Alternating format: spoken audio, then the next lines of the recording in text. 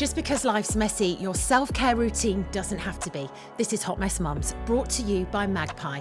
Beauty and balance powered by the natural benefits of magnesium.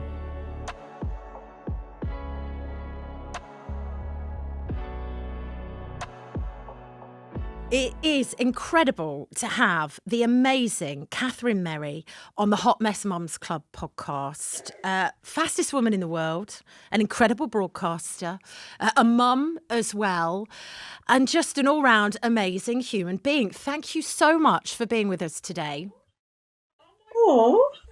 Oh my gosh, Kelly, thank you. No, thank you for inviting me. It's my absolute pleasure. And that intro kind of sums me up, I think. Used to run fast, now talk a lot, and I've got a couple of kids. I'm fine. That's a great intro. Thank you. I mean, what do you say, though? You have achieved so much, and you were so young when you got that title of fastest girl, weren't you? Was it 13, 14 years old? Yeah, good knowledge, Kelly. Yeah, it's an interesting one when I get asked to kind of introduce myself or sum up what I've done, because I see my life in 2 or 3 different parts. So yeah, I started running at the age of 10, and yes, I was the fastest girl in the world at the age of 14. And then 12 years later, the fastest woman in the world over 400 meters at 26. Then had that athletics career with the Olympic medal, and then went into broadcasting and became a mom. So I think I'm like most people, you have different stages in your life, don't you? But yeah, I look back on it now and think, because I can't run for a bus anymore, it's an interesting look back. How at such a young age do you remember how you felt having that title? What was it like? Because when at that age, we're so impressionable, right? We don't quite take on the weight of everything, perhaps as we do now. Was everyone like, oh my God, this is amazing at you? You know, did you feel that pressure, or was it just like, I don't know, you just went with the flow, you know? It's really funny, Kelly, because at the time I just went with the flow, and there was a lot of, oh my God, you are really quick.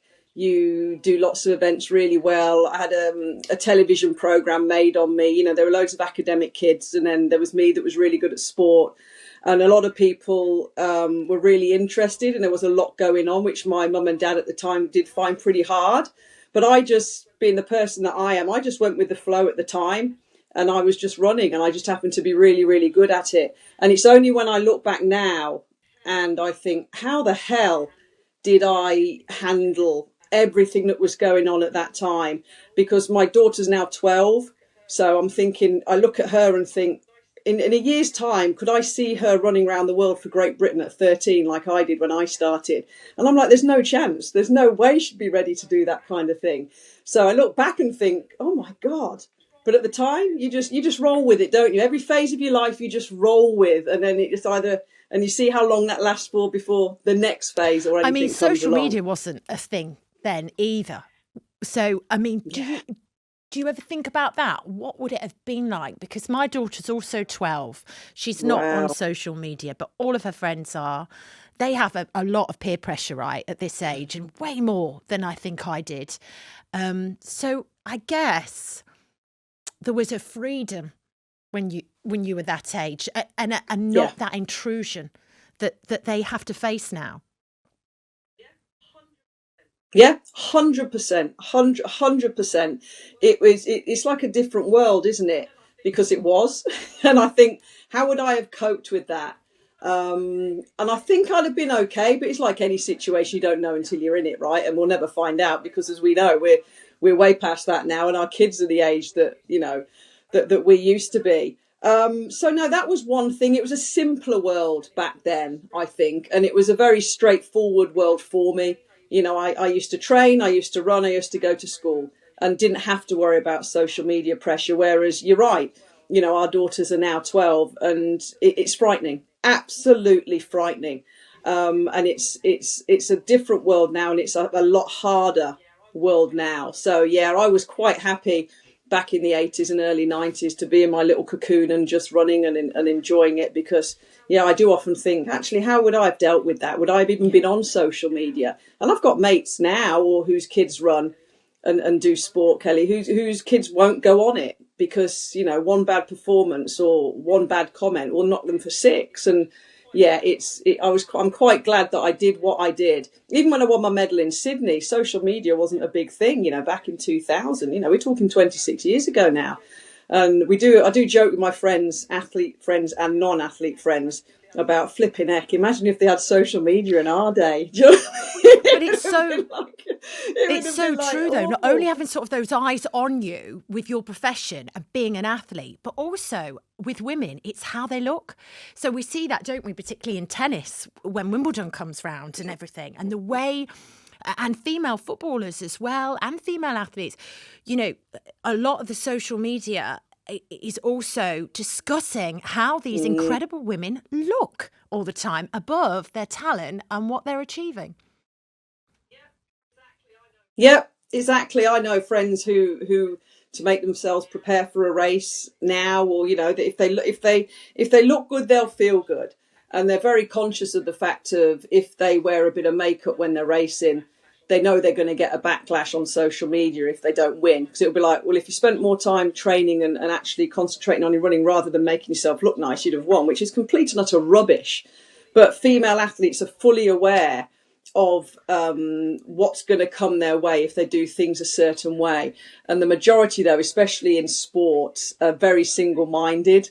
So majority can bat it off and go, look, this is what I do, and it's part of my routine, it's part of who I am, and won't take it negatively. But there'll always be some, won't there, that take it in a negative way. But yeah, I didn't have that back in the day, so I'm sure a few people would have made a lot of my extremely short haircut and no makeup. Do you know what I mean? I love that. You look fantastic, and you look fantastic now. I think there's a resilience, isn't there? There was a resilience. We were raised like that, but also as a sportswoman at the top of her game, like you were, there has to be that resilience. Like you say, you know, you train every day. You have goals every day, targets that you're hitting. You have that mentality to always get back up. Yeah, 100%. The transferable skills that sport taught me from a young age, that then, you know, I've taken through my life outside of when I retired and into broadcasting and hosting, and they're so close. You know, the skills and disciplines, and resilience is a huge one, an absolutely massive one. And you do have to have it. You do have to have a thick skin. And I find now the sports people, and women in particular that don't, are the ones that won't touch social media, because you have to be very aware of who you are and how you respond to things. But gosh, yeah, resilience is one of the biggest words and the biggest skill that athletics and sport taught me, because you have to be able to shake stuff off of what people say. And even though there wasn't social media at the time when I was growing up and running, there were still people that were saying, you know, you're not going to be good enough. You think you're better than us. You know, there was an element of bullying. There was an element of being picked on because of jealousy, as we know school kids can have. Teammates were the same. They're not mates because obviously they weren't very nice. And you have to develop and get past that. And yeah, resilience becomes a really big word, and it has done throughout my whole life now in my early 50s. So yeah, sports just full of people that are exactly the same as all of us, but just do something a bit better. And the skills and disciplines I learned from sport have got me through the rest of everything I've done. You know, when you won that bronze, to sort of be like, well, to all those people that perhaps said you're not going to do it, or, you know, you're not good enough, or that jealousy that, let's face it, is everywhere in every kind of industry and every job. Yeah. It must have felt very empowering to take that medal and be like, well, look at me now. Yeah, 100%. I think anyone feels like that, right? Man, women especially. If you get told something's not for you, whether it be in sport or in business or a working environment, which obviously is what I went on to do, and was told, you know, best not try and be a commentator in track and field, Kath, because there aren't any. And that's like, oh, okay, well, you know, I'm planning that there is going to be one soon. And once you push through those glass ceilings, and once you deliver a performance, you do feel that you can then wave a couple of fingers up to the people and say, oh yeah, remember when you said that? And it is very, very satisfying. And because everybody works hard for what they get. And then if you have people that doubt you or don't make it easy for you on the way, it's funny, isn't it? They're the ones you kind of remember first, Kelly. Well, yeah, exactly. I mean, let's like, mention oh, that yes. because you were the first female in stadium commentator at an Olympic Games. Was that Tokyo 2020? Is that right? Yeah, so, I mean, very, very breaking proud that of gender that. barrier in sport as well. What was that like, Katharine? How were you perceived by people at the time? It's an interesting one because it was a complete mix of emotions, because the modern Olympics, as everybody knows, started in 1896. And then to be asked to stadium commentate and lead commentate, you know, as we do next on track, the men's 100 meters, and introducing them and all that kind of, you know, all that stuff. It was how the heck has this not happened before, which is sad, but then really, really proud that it was me that did it.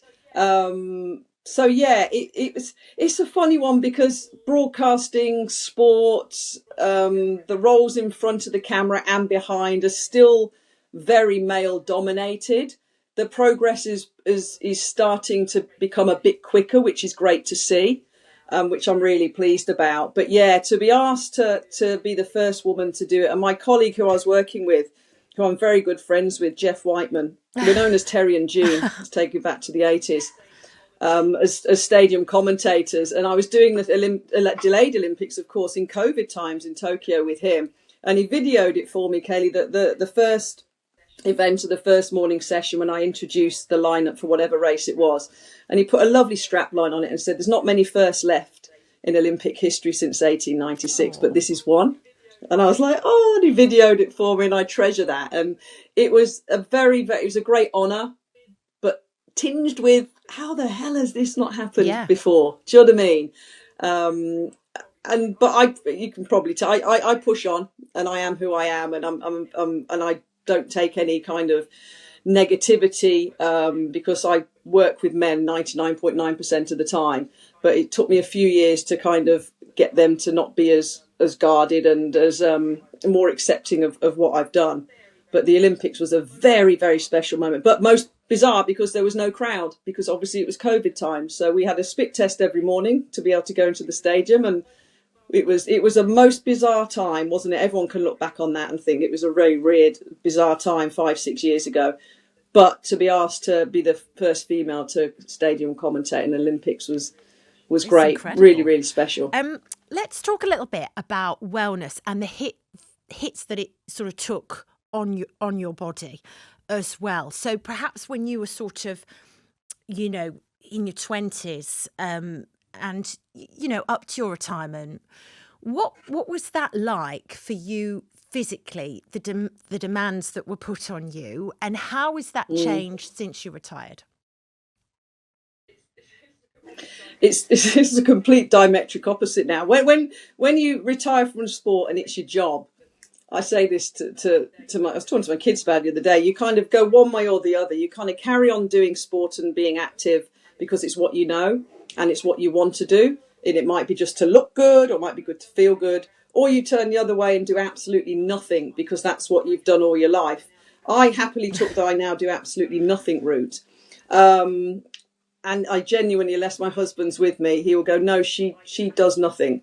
I have to commit to a 10K or a half marathon to just move and do anything, or else I've got no motivation, even though it makes me feel better when I do exercise. But the contrast of, 6 days a week, 5 hours a day for so many years, it took a toll because I retired through injury. I didn't choose to retire from track and field, which is hard in itself. Mentally, it's very, very hard when you're forced into a decision that you don't want to make. And very few athletes get the luxury and are blessed to be able to retire on their own terms. But my body was falling apart, and eventually it did.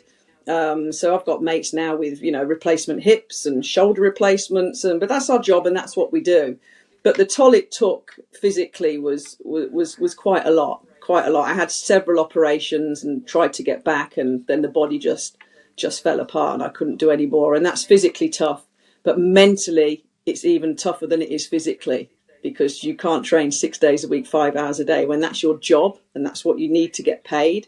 It's very, very hard and very, very tough mentally. So when you retire and lose that, oh, it's the best feeling in the world, because the whole weight is just lifted, and it's now like, if I want to exercise, I will, and if I don't, I don't have to.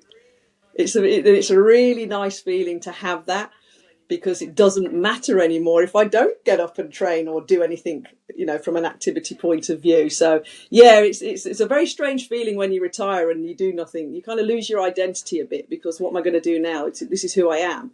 And yeah, but sport is tough. Sport is tough, but it's the job. It's what we do, and it's what we love ultimately. Entered in, obviously, motherhood, and that's a whole, other thing, isn't it? Once you start a family as well, and has all of its own pressures, I guess. I mean, how was that for you when you became a mum? What was that like? Yeah, it's obviously the best thing I've ever done. It's the hardest job I've ever done. And I think will continue to be the hardest job that I'll ever have. But I had my children quite late. So I had my son at 36 and my daughter at 39. So I was literally apparently just a few months away of being a geriatric and needing more scans and everything looked after.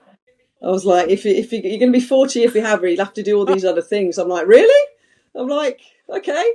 But it's an interesting one again, because what's good with sport as well, Kelly, in recent years, you'd have seen this, that more and more female athletes are taking time out to have their children and then come back, which is great, which is phenomenal. The likes of Jessica Ennis-Hill, to name just one, within track and field, will have Reggie, her son, then come back and win a world title. We can't imagine, I can imagine how hard that is to do. And that's changed a lot in recent years. But for me, I was still in an era of, you ran, you had your career, you retired, then you had a family if you chose to. So no, going into motherhood, it was always planned that it was going to be later, because I eventually had to retire through injury. And, I've known my husband 35 years. We've been together 20. And it was a case of, right, we planned it, me being me, typical Virgo. I wanted to plan it around the end of the indoor athletic season and the start of the outdoor season. So I gave myself a 3-month window to have my children of March, April or May. And I was blessed, totally. Obviously, I was totally blessed to have my son in February and my daughter in March, 3 years apart. But what a game changer, isn't it? Any parents will tell us that, won't they? Whether it's the mother, whether it's the father, whether it's the grandparent, it's a complete game changer. But I'm really pleased how I kind of slotted straight into it. I was very nervous because I was a single-minded track and field athlete, so completely selfish. Everything was about me for years and years with running. And then it's like, how's this going to pan out? But instantaneously, it became the best thing I'd ever done. But to reiterate, as we know, Kelly, and all the moms and dads or anybody listening will know, the hardest job in the world, because it's never the same. Every single phase is different, isn't it? Every single phase is a learning curve. Every single phase is a journey. And I'm finding now, my son being 15 and my daughter 12, in my opinion, it's the hardest part now. This is the hardest part. This is the hardest section of being a mum that I've had to go into. I completely relate to that. My daughter's 12, my son's 8, and I think I find her age and what she's going through in her life at secondary school so much harder. I often drop her off at the bus stop and think, I just wish she was still a baby, because they do need us more emotionally. Emotionally, it's way more demanding. But also I find myself constantly protecting her, constantly trying to think how I can protect her from all these things that when they're little, we almost own them and we protect them from everything. Yeah. They're not ours anymore, kind of thing. We're giving them their wings to grow, and it's a very strange feeling, actually. It's really hard. It is. It's a complete, I've got friends whose children are younger than me, and their children are younger than mine. And they're like, oh, it's the best phase now because this, that, and the other. And you don't want to be a party pooper and say, you wait till they get to about 11, 12 and 13. It's a completely different world. And so I kind of hold back a bit because, you have to let people have their own journeys. Yeah, they've got to find out themselves, haven't they? It's one of those things. Well, they have. Yeah, they have. But it's motherhood's never failed to amaze me in that respect of every single block is different. Do you know what I mean? But one of my friends, he was a dad actually, gave me a great piece of advice before I had my son and said, look, Kath, whatever happens, it's not going to last forever. You know, if he doesn't sleep through, if he comes wandering and wants to sleep in your bed until he's 2 or 3 years old, if that's it, it's not going to last forever. And I thought, that's a good thing to hold on to when you're walking around, you don't know what day it is, and so yeah, I've always held on to that. But yeah, by far, Kelly, this is the hardest part. So motherhood has of course it changed me, but not dramatically, because I've always been impatient, and I'd like to say that motherhood's given me patience, but it hasn't. Luckily, I've got a really patient husband, and we balance each other out.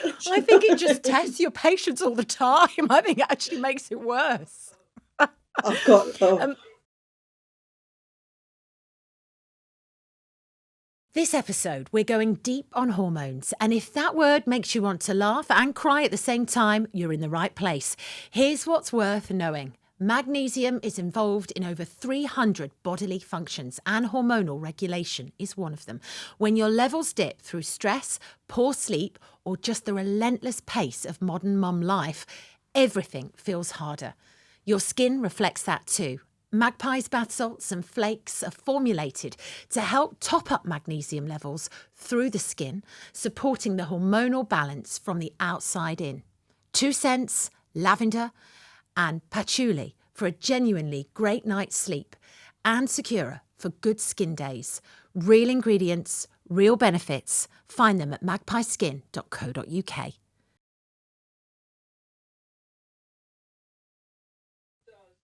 It Obviously, does. It does. We are talking about hormones and wellness quite a lot this season on the podcast. And I do want to talk to you about that because, you mentioned having the kids later in life and being towards that tail end of your 30s. And then we all know, I'm 44, you go into your 40s and everything starts to change and your hormones, your perimenopause. What's your journey been like with your wellness and hormones in your sort of 40s and now early 50s? And how have you managed that?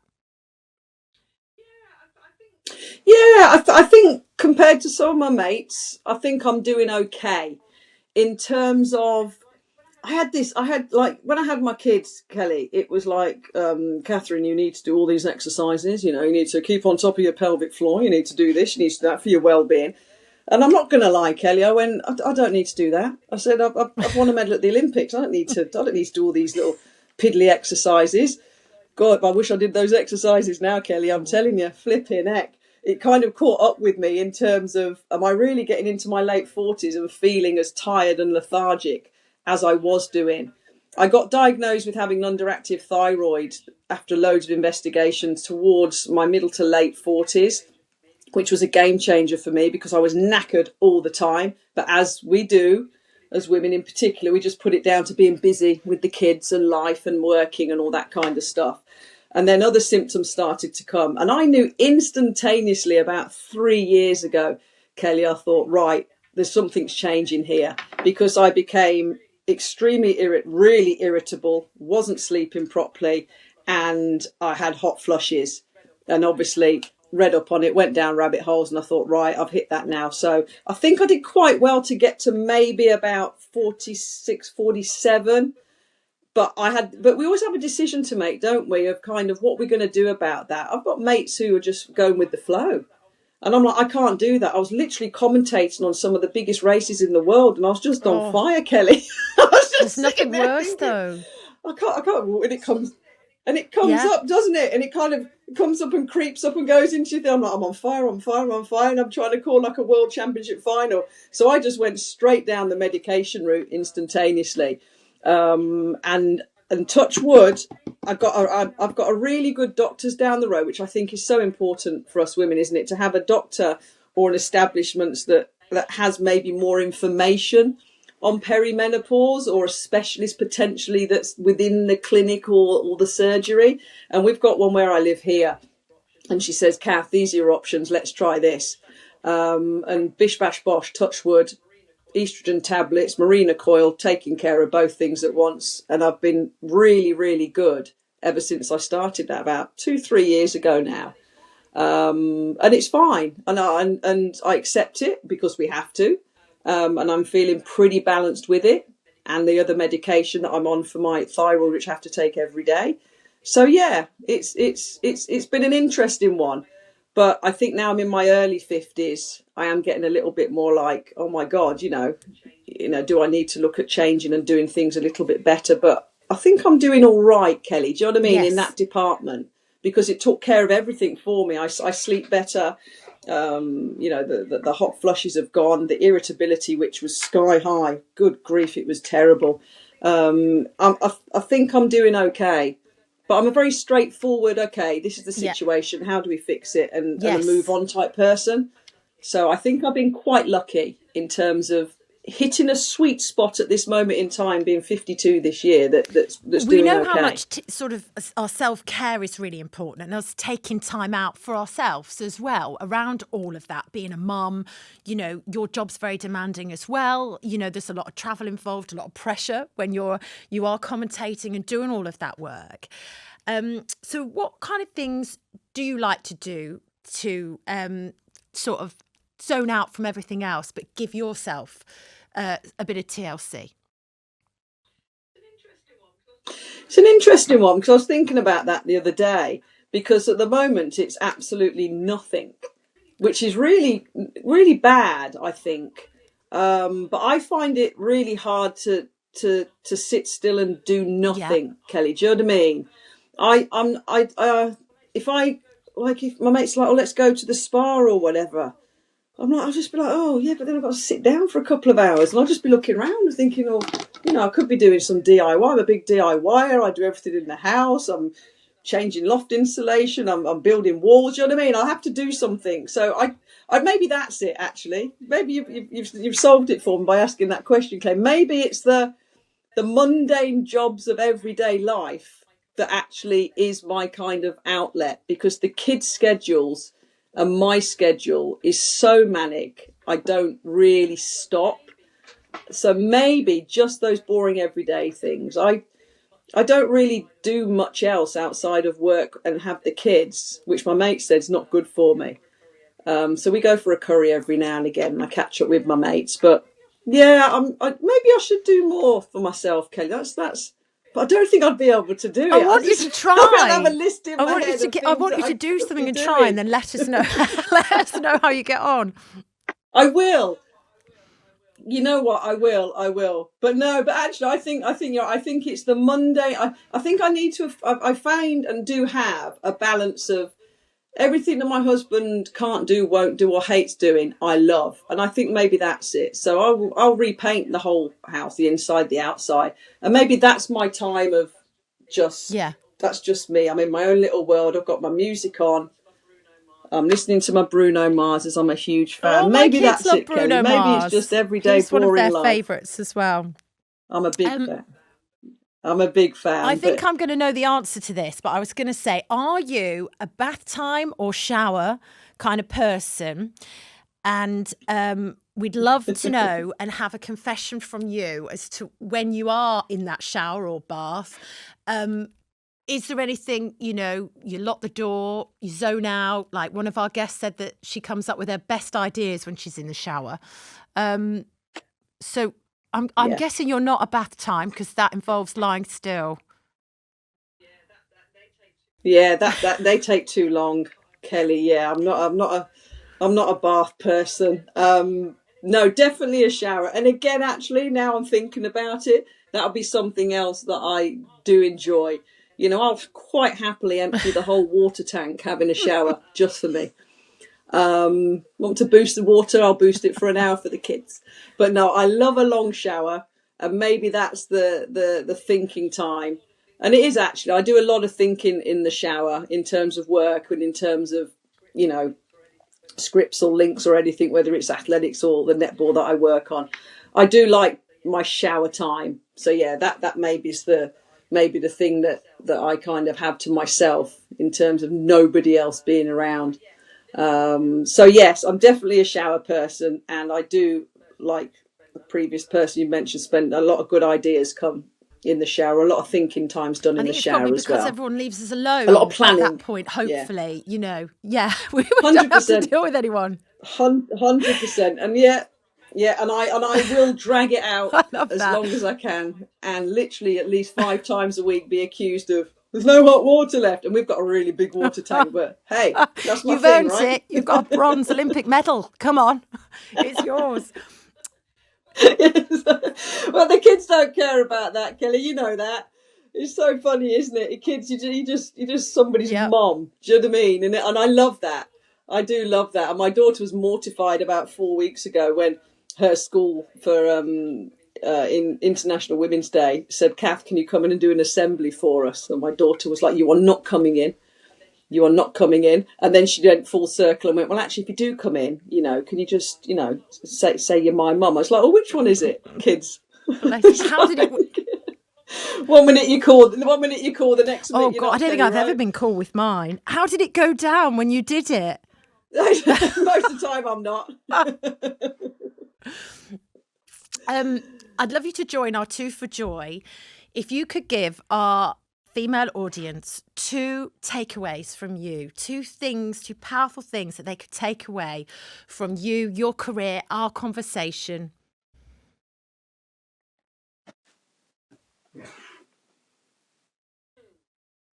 Two things.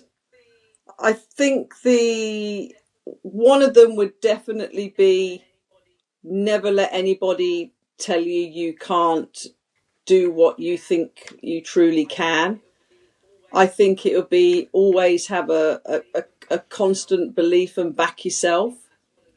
I think that's one of the biggest things that I've learned from my career is backing myself 100%, even when other people haven't, and actually realizing that what I do, I'm actually really quite good at without being a big head. So it would be a case of always back yourself would be the first one. I love that. And what about a second? Second one would be, don't beat yourself up about things. I think as women we have, I don't know why, but we majority of us seem to have the ability to really get down on ourselves when things don't particularly go the way we want. We wear so many different hats that we sometimes forget how kind of the role that we do, or the roles that we do, and how flipping hard it is. Do you know what I mean? If I go away for a week, like I have done recently and worked in Poland, my husband happily, does everything with the 2 kids' schedules. He doesn't complain because he wouldn't. But even when I come back, he's like, flipping heck. Do you know what I mean? And sometimes as women, we don't get that appreciation. And sometimes things don't go to plan, or you slip up because your kid's gone to school with the wrong thing on, or you haven't paid something that you were supposed to do for a trip or whatever. And we beat ourselves up about things. And I'd always say to my friends or anybody, just cut yourself a little bit of slack with life, because it is demanding and it is hard. And every now and again, don't beat yourself up over things that probably on the grand scale of things isn't really a big deal, even though for us sometimes it feels like it is. I've been mortified on many occasions when I forgot to put school money on my kids' account. "Mummy, I'm starving, you forgot to do it." I'm like, "Oh, sorry, I was in Tokyo or Poland or America or whatever." And it's like, it's not a big deal because it can be sorted. So I'd say, yeah, always back yourself and don't beat yourself up as much as we sometimes do, would probably be the 2 main things. That is great advice. I know that you've got our magnesium goodies from our lovely sponsor, Magpie, so you can incorporate them into when you do something for yourself as well. Yes.